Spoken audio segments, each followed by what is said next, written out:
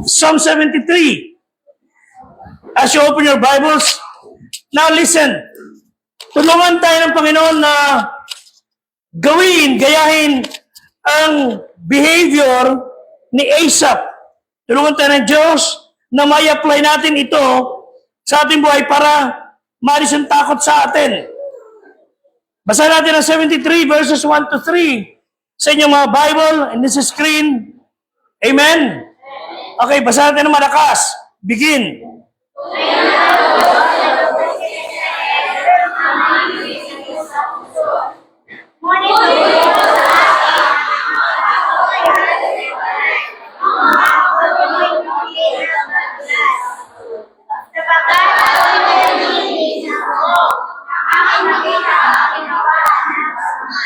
Tayo magsiupo. Salamat po sa Panginoon. Ang biyaya ng Diyos Ama ay sumatin sa pangalan ni Kristo na ating Diyos at tagapagligtas. Again, imagine yourself na nasa isang hospital at yung mga kaanak niyo sa buhay ay nasa emergency room. Either na mga anak o may nangyari. Habang kayo nasa labas ng kwarto, inintay mo lumabas ang doktor para sabihin yung bunga, resulta, kung ano kalagayan ninyo mahal sa buhay. You are in a waiting room at nag-aalala ka kung ano sasabihin.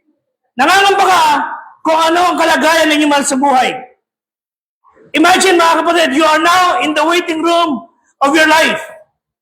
Tayo lahat ay nasa tila, nakaabang sa labas ng emergency room, waiting what will happen after na sabihin ng Diyos sa mga bagay. And we are afraid. Natatakot tayo. Ako man ho ay may takot. But yung afraid is 5-letter word. Faith is also a 5-letter word. So instead of being afraid, you put your faith in God. Hindi maiwasan po na tayo ay magkaroon ng takot, pangamba, minsan galit sa mga katiwalian, galit sa mga taong abusado. But again, let me speak on the subject. In the waiting room of life, there will be peace. Ipanatag mo loob mo. Ano man mangyari, ano man ang kahinatnan, ipanatag mo loob mo, Kristiyano, there will be peace. Of course, may kasakitan, may mga hindi mo inaasahan, pero tulungan tayo ng Diyos na maging payapa ating kalooban. Yung aking nakaraan, na hindi pa Kristiyano, tulad ng inyong nakaraan, are already lost. Hindi na may babalikan. Salamat sa Diyos. Huwag natin balikan ang ating maling buhay, maling galaw, maling kilos, maling pamamahala sa ating sarili. It's now time that we allow God to rule and reign sa ating buhay. Amen? As young as you are, matutunan natin ipagkatiwala na sa Diyos ang ating buhay. But we need to be patient. Matutunan mag-itiis. And while we are waiting, gawin natin ginagawa ng mga waiter. Ano yan? Serve. Di ba yung mga waiter sa restaurant? Ano ginagawa nila? Kaya sila waiter because they want to serve. So while we are waiting for God, church, serve. Amen? Serve God. And while we wait, marami mga pangyayari na pwede maganap sa ating buhay that would cause us to live in fear. Then tayo ay takot sa debt, mga utang na hindi natin mabayaran, deadlines, and isa pa mabagsak. We are afraid of death. Natatakot tayo para sa ating pamilya. We are afraid na mamatay tayo una, may iwan sila. O natatakot tayo sila mauna at may iwan tayo. So we are afraid of death. Pacheck nyo nga yan kung saan papunta yung mga yan. Okay? But looking around, gera, Middle East, gera sa ating bayan, gera sa iba-ibang lugar, nakawan sa gobyerno, lindol kabi-kabila, bagyo, ulan, tsunami, lahat nagkakasama-sama, nagkakasundo para maminsala sa kapwa. So when we take time to look around, hindi mawawala po yung ating pag-alala.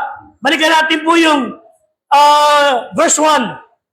Sabi ni Asaph, mabuti ang Diyos. Amen? Amen? God is good. Okay? Hindi po siya nangungunsinte ng kalokohan. Mabuti siya sa malilinis ang puso. Pero hindi siya nangangastigo, papatay basta lang ng mga kumakalaban sa Diyos. Verse 2, ano sabi? Tignan niya, mabuti ang Diyos, pero ito yung lang nangyayari kay Asaph. Para sa akin, parang yung pa ako nagkakahiwalay.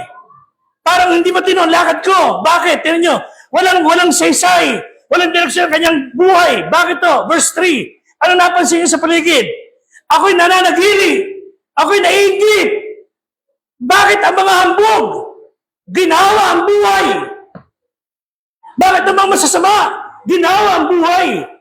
Bakit sila nasa gobyerno, mga kontraktor, sila mga may bilyon. Bibili ka lang ng payong. Bibili ka ng halagang napakamahal. Nakakakulo minsan ng dugo. Verse 4, ano sabi? Walang tali sa kanilang kamatayan, kundi ang kanilang kalakasan ay matatag. Yung masama, hambog, sila'y matatag, sila'y parang hindi namamatay. Kung bakit tayong mga mahirap, mga gutom, walang trabaho, walang magandang buhay, tayo pang namamatayan, tayo pang walang katatagan. Iniisip niya Asaph, bakit yung mga ito napakasasama, nagnanakaw, nagwawalang-ya, nananamantala ng api, bakit sila hindi namamatay? Ba't maganda ka ng buhay?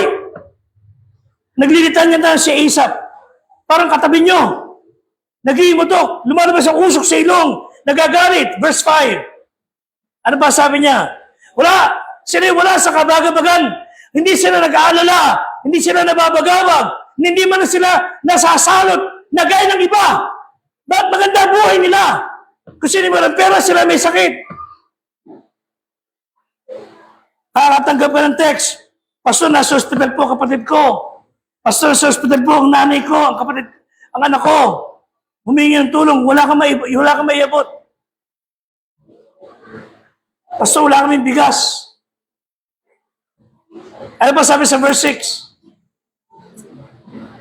Kaya kapalalo ay gaya ng kwinta sa kanilang leeg. Tinatakpan sila ng karahasan na gaya ng bisan. Sila talagang para nakakwintas ng kayabangan. Ang mga sasakyan ay kanamahal. Isang sasakyan pa lang kayamanan na ng buong bayan. Sila ay tinatakpan ng karahasan. Nadadamitan sila ng karahasan. Pagka nagalit ka sa kanila, papatayin ka na lang nila. Kukul sila ng mga sundan, ng mga tao. Pag galit sila dyan, papatayin nila. Raratratin nila ang bahay. Papatayin kahit na sino. Binibisa sila ng karahasan. Yan ang nangyayari, nakikita ni Asaph. So if we keep our eyes sa mga nangyayari sa paligid, sa ating mundo, masasabi mo, parang wala nang paraan para tayo ay magkaroon ng panatag na kalooban. Pero mga kapatid, total yan naman talaga takbo ng buhay. Walang katinuan, walang parehas na trato sa iba. Dahil ang mundo ito ay kinalapulan ng pagsuway sa Diyos. Isinumpa ng Diyos, mga kapatid. Sabi mo sa Book of Romans, ang buong mundo ay dumadaing para mga anak sa kirot dahil sa kasalanan. Ngayon, ano gagawin natin? Mga Kristiyano, in the waiting room of life, there's still peace. Ipanatag yung loob nyo. Hindi pa tapos ang Diyos sa atin. Hindi pa siya tapos sa iyo. Huwag ka mawawala ng pag-asa. Dahil tutulungan tayo ng Diyos. Ano gagawin po natin? Gawin natin ang ginawa nitong si Asaph. Tili po sa verse 1 and 2. Na-discover niya. Hindi natin papasan muli. Na-discover niya ang kasamaan, ang pag-asenso, pag-unlad, pag-ginhawa ng mga masasamang tao. Ang mga liko, mga wicked, sumasagana while the righteous suffer. Nakakalungkot nga naman. Bakit ko sinipay yung mga pagnanako na ginagawa, hindi kaagad na ako kulong. Isang tao kinuha lang yung mangga, sa kapitbahay, nakakulong kagad. Kinuha yung paninda, tumakbo, hinili ng pulis, nakakulong kagad. 20 pesos, 50 pesos halaga. Ito, 300 bilyon ang nasa kanilang mga account. Hindi nakakulong. Naka-aircon pa sa Senado. The discovery of the righteous person. So sinasabi ng mga ng sumulat, pero tinipo sa verse 1 and 2, tinipo sinabi, 73, 1 and 2, ang Diyos ay mabuti. Ang Diyos ay tapat. Okay, verse 2. Ngunit tungkol sa akin, ang pako'y halos mahiwalay. Ang hama ko'y kaunti ng nangadulas. Verse 3. Okay, tinan nyo, yung hambog. Nakaka-inggit. Yung masama. Talagang gumiginawa. Pero yung certain fret. Nasa yung fret dyan? Sa English.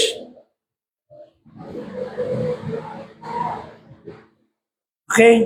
Isa pa, sumunod. Okay, verse 5.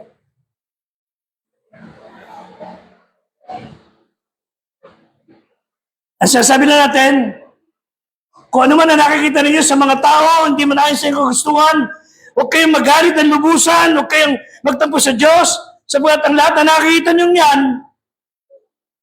ay hindi pang matagalan. Ang isipin nyo, lahat ng mga yan, tingnan nyo yung kahinat na nila, yung kinabukasan nila, yung dulo ng kanilang buhay, mabagal man ang justisya, pero kalalagyan nila, sapat na parusa. So, pag nakita na matuwid, ang nangyayari, tingin po sa Psalm 37. Balikan natin, punta natin 37, 1 and 2. Ito yung gusto ko makita yung verse. Psalm 37, verse 1. Okay, basa. Huwag kang mabalisa. Okay, louder. Ni managhilig naman sa kanila na nasisiguan ng kalikuan. Okay? Huwag kang mabalisa pag may nakatang gawa kang masama.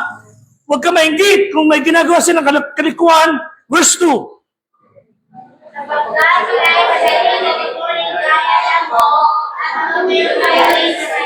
You see? Hayahay ka ngayon. Hayahay ka. Milyon-milyon ang pera mo. Ang anak mo, kung lumaspag ng pera sa barkada, 700,000. Isang kainan lang. Isang congressman, tumutungga ng anak. Gumastos ng 2 milyon.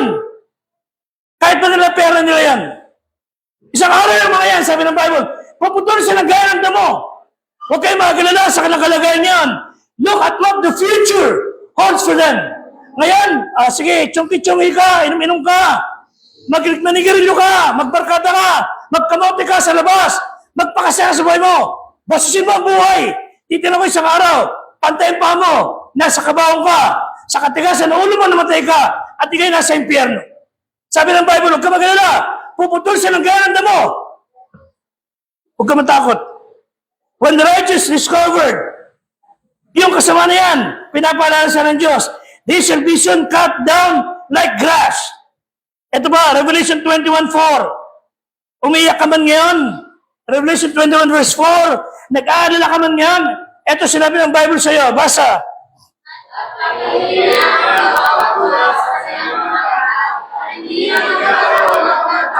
Amen.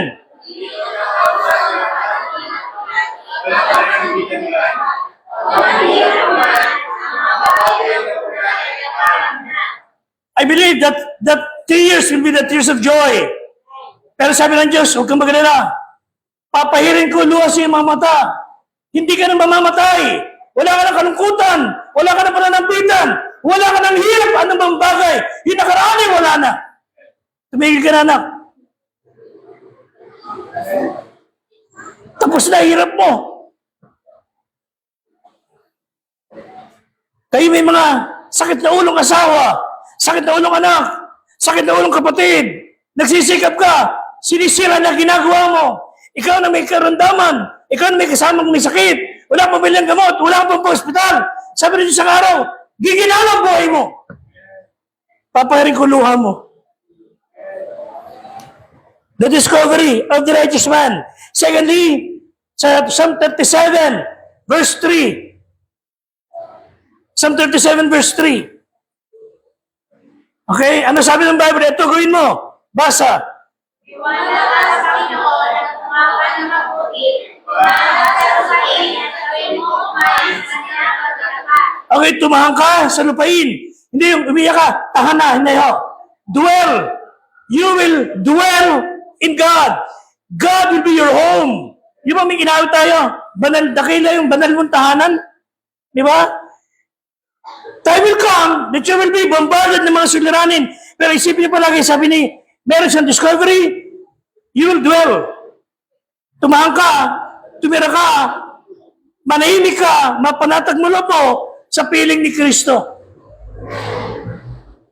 Rather than envying, rather than being angry, rather than maghimuto ka. Sabi sa Bible, magtiwala ka sa Diyos. Gumawa ka ng mabuti. Sabi ni isa, wala nang gumagawa ng mabuti. Ako gagawa ng masama. Diba? Pinagbibintang mo lang ganito, gagawa na ako mali yun. Pag wala nang gumagawa ng mabuti, be the one doing good. Wala ka na makita ng halimbawa. Wala ka na makita ng anumang bagay. Sino man na gumagawa ng mabuti, be the one doing good. At nag-iisa ka. The righteous person's dwelling. Ibig sabihin ng dwelling, manatili kang panatag, matatag, tiwala sa Diyos. Patlong bagay, verse 4. 37, verse 4. Ano sabi ng Bible? Pakibasa.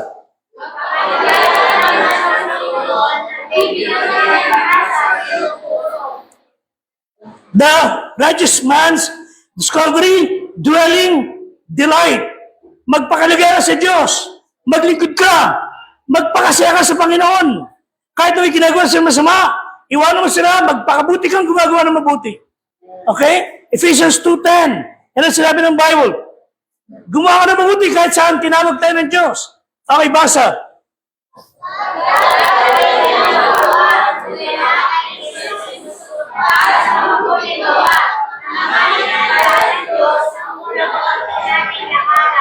Okay? Tinawag ka sa mabubuting gawa. Kristiyano, gumawa ka ng mabuti. Lagi kang gagawa ng mabuti. Balik tayo sa Proverbs 24:21. Proverbs 24:21. Kung paano ang mga wicked naghahanap ng pleasure, ng laman, ng kasalanan, na ibinibigay ng mundo, ang Kristiyano, ito, 24:21. Basa. Anak ko, matawag ka sa Panginoon at sa amin, at magkaroon sa lupa sa kanila na napagbago. Ibig sabihin nyo ba, susunod sa Diyos, ayos sa Diyos. Malilig sa Diyos, ayos sa Diyos. Yung pabago-bago, parang sala sa lamig, sala sa init. Iwanan mo yung mga yan. Dumong ka sa diretso sa Panginoon. Kasama ka tumatawag sa Diyos. Pangatlo, mga kapatid, righteous delight. One of the greatest mistakes na ginagawa ng mga Kristiyano o ng anak ng Diyos. Sa problema, lagi tayo nakafocus sa problema, set na sa Diyos na magsosolve ng problema. Minsan naman, yung problema, sa na atake natin, ang nag-aatake yan, yung mag-asawa, magkapatid, magkaanak, sila nag-aatake yan. When in fact, dapat nakatake nila magkasama yung problema. Solusyonan. Tulungan tayo ng Diyos, mga kapatid, na makita yung ginagawa ng sumulat ng awit. Verse 5. Tingin po sa verse 5. Psalm 37:5. Kano siya nakadepende? 5 and 6. Okay, basa.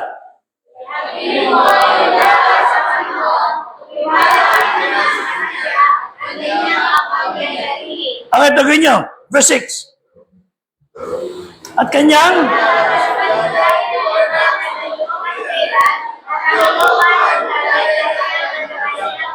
pag natiwala ka sa Panginoon, ang gagawin niya, yung katwiran mo, magliliwanag, makaka-influensya ka. Parang liwanag ng katanghalian. Kitang-kita ng taong katinang iyong buhay. Makakagaya ka, makakainganyo ka. So, dependence. Magtiwala ka sa Panginoon. Wala na ako masyadong time. Pero sinasabi natin, Isaiah 55 verse 2. 55 verse 2, basa.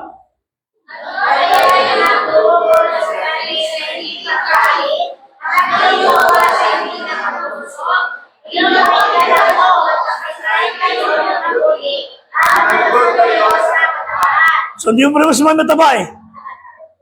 Pero ito yan, huwag kayong gagastos ng pera sa hindi pagkain. Okay? Hindi nakakabusog. Alak, sigarilyo, drugs, yabang, garnacha, na hindi nakakabusog. Hindi nakakabibinmaya sa kalusugan. Nakakabusog naman ng ego, pride. Sabi ng Diyos, matutunan nating dumepende sa Panginoon at lahat na gagawin natin ay isang ang kalooban. 1 Peter 5:7.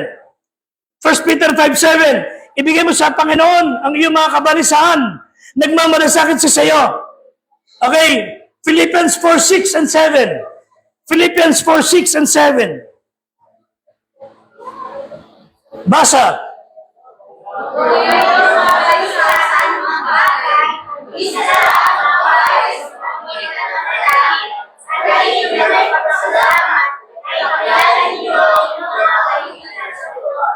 Okay, by prayer and supplication, let your request be made known unto God. Verse 7.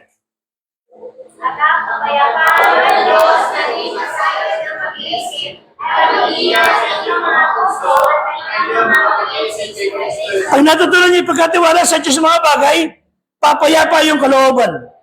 And finally, the righteous person's discipline. Psalm 37:7. Psalm 37:7.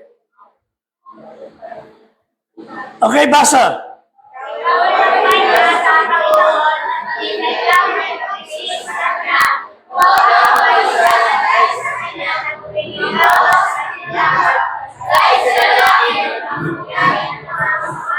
Ang sinasabi lang sa atin ng Diyos yan, huwag niyo hayaan na kayo ay ma-inggit, ma-impluensyahan, o mabalisa kayo sa kanyang ginhawa. Gumaganda buhay niya sa pagwawa ng sama. Magtiwala ka lang sa Diyos. Huwag kang babago sa paninindigan mo. At huwag kang magagalit na wala sa lugar. Let me close with these verses. 8 hanggang 10. The deliverance. Isang araw, makakalaya ka rin. Tingnan nyo. Psalm 37 verse 8 to 10. Basa. Begin.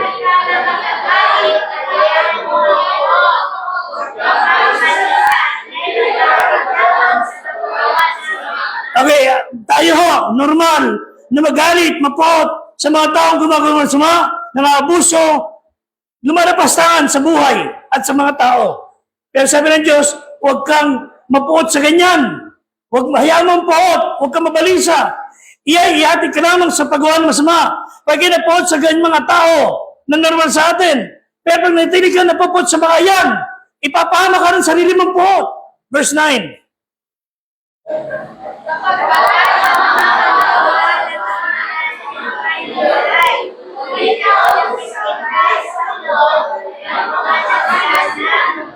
Malalayo sa iyo ang gumagawa ng sama. Pero pag naghintay ka sa gagawin ng Diyos, magmamana ka sa Kanya ng biyaya. Verse 10. Sapagkat at ang masama ay mawawala na. Amen?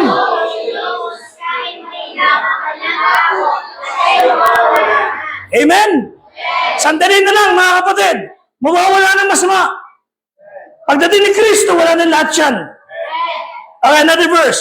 Proverbs 24:17 to 18. Hey, church, listen. Tandaan nyo itong talatang ito. Kung sakaling may mangyari sa kagalit ninyo, sa nakainisan ninyo, sa kinasusurahan ninyo, eto, tandaan nyo yung talata. So, 27 verse 17. Basa.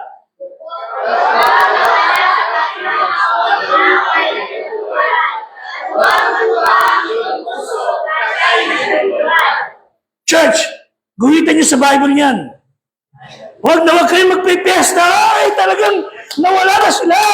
Woo! Okay, yung karibal mo sa babae na nadisgrasya, tuntua ka. Nagpapiesta ka. Sabi ng Diyos, huwag kang magala. Pagka yung kaaway ay nabubuol. Katunayan, pagka ditong ka sa harap niya, ibangon mo siya. Tulungan mo siya. Gagawa ka ng mabuti. Ginalagay mo siya ng baga sa kanyang ulo. Huwag kang matuwa ang iyong puso pag siya nabubuol. Naintindihan niyo mga kapatid? Hindi kayo dapat nagiging masaya. Pag napapariwara, sasabihin ko, kung meron lang sanang bitay sa mga nagkasalang yan ng plunder, sabi ng isang reporter, dapat sila yung mamatay. Pero hindi po dapat nanatili ang puot. Kung mamamatay sila, parusa ng gobyerno. Pero huwag kang magalak pag sila nabubuhal. Ano sabi sa verse 18? Babala ng Diyos yan. Bakit? 18. Basa. Baka makita ng Panginoon, pag nandaman loob siya, baka pag nakita ng Diyos na ikaw ay tuwa, napapahamak yung kinaiinisan mo, aba, ang Diyos magbago ng isipan at alisin niya, galit niya ron, sa iyo mapunta. Nako niyo, ang Diyos magpaparusa. Alam ng Diyos gagawin. Huwag isang pangunahan. Huwag tayo maepal. Paparusahan ng Diyos sa lahat ng kasalang masama. Pero huwag kang nakasawsaw. Huwag kang nakagatong. Dahil baka ilipat niya sa iyo ang galit niya, alisin yung galit sa taong yan. Tandaan niyo mga verse. Meron isang hari. Sobrang cruel. Sobrang sama ng ugali. Konting pagkakamali lang ng tao. Kunin yan! Ipalaban din sa mga mababangis mga hayop. Konti lang, pinakakain, kahit na sino. Parang yung presidente ng isang bansa, kahit kaanak niya, alam niya nilabanan siya, ipinalapa sa aso. So lahat ng mga nagkamali, nagkasala sa kanya, pinapalapa niya sa kanyang mga asong sobrang bangis. Wala kasi akong video ngayong umaga, pero may pipakita ng picture sa inyo. Pero ito istorya. Yung haring ito, merong matibay at matatag, matapat na lingkod for 10 years or more. Pinagsisilbihan siya ng taong ito. Sa araw sa hindi nasang pangyayari, ninagawa siyang pagkakamali. Hindi naman niya sinasadya. Nakarating sa hari. Ang sabi ng hari, di yatot siya na napakatapat ko at lingkod. Maayos ang buhay. Siniraan niya ako. Nilapastangan niya ako. Yan po, opo. Pakuha yan. Pinakuha. Dalhin doon sa kulungan ng mga aso. Iharap niyo muna sa akin. Nangingitig sa takot yung tao. Humingantan man na rin, hindi ko po sinasadya. Nagkamali po ako, pero patuwarin po ako. Napakalit lang naman ang bagay. Hindi ako interesado. Dahil nagkakamali ito, pinalalapa ako sa aso. Manari, pagbigyan niyo po ako. Parang awa niyo na. Nagkitapat ako sa inyo. Nagigit 10 taon. Sa bagay, alam ko ang mapagkakatiwalaan kita. Pero in aking batas, hindi pa pwedeng babali. Ipapalapa kita sa aso. Sige, di ako kontra. Pero isang kondisyon lang o, isang kahilingan bago ka mamatay. Ay, sige, pagbibigyan kita. Baka sabihin mo, sobrang sama ako. Ay, malari. Pwede ba? Ako magpapakain doon sa kakain sa akin. 10 araw lang. Papakainin ko yung hayop na naalaga mo. Na lumalapa ng tao. Bago nila ako lapain, ako magpapakain sa kanila. Hindi ko papatayin. Aalaga ko sila. 10 days. Sabi ng hari, talaga kayo, wala sa sariling katinuan. Lalapain ka na nila, papakainin mo pa? Sige, pakainin mo. Pinagbigyan siya. 10 araw, lumapit siya sa nag-aalaga. Ako magpapakain. Pinakain niya. First day, nilalaban-labanan siya. Second day, nakuha niya loob. To make the long story short and good, 10 araw, hindi siya inahangilan. Yung mga hayop niyang yon, nakakain sa kanya, dinidilaan na siya. Nilalaro na siya. Nakikipagharutan na sa kanya. At nagtaka yung hari, ano nangyari dyan? Ba't nagkaganyan yung mga aso ko? Sabi nung alipin, mahal na hari, naglikod ako sa 10 taon. Sa isang pagkakamali ko lang, ipapapatay mo ako. Pero itong mga aso, 10 araw ko lang inalaga, minahal din nila ako. Napakadali mong magpalit ng pagmamahal. Pero sila, minahal niya nila ako. Mga kapatid tayo mga Kristiyano, ang Diyos napakarami ng kabutihang ginawa sa inyo. Pero 5 linggo, hindi nyo magawang pagsimba. Inuuna pa natin ibang bagay. Unahin niyo Diyos. And God will put you first. Now, gusto ko i-flash dito bago tayo mag-pray. I-flash yung isang sinad ni Kuya Con kanina. Natuwa ako and somehow, I was touched. Pakita ko lang sa inyo. And I want you to read. Ewan ko na naisend ko kay Banjo. Please. O, tingnan niyo lang. Basahin niyo. Okay. Nakikita niyo ba? Okay, basahin natin ng malakas. God is bigger than the big one. Amen? Natatakot tayo sa big one? Mga kapatid, the big one, God is bigger than the big one. Amen? Di po sabi, they warn us about the big one. But what if the real one is not the quake, but the fear shaking our faith? When everything starts to crumble, remember, God never does. Mga kapatid, yung sinasabing, lilindol, yayanig. Mga kapatid, sa pananampalataya nyo, niyayanig kayo. Si Kristo hindi kayang yanigin. Si Kristo hindi kayang daigin.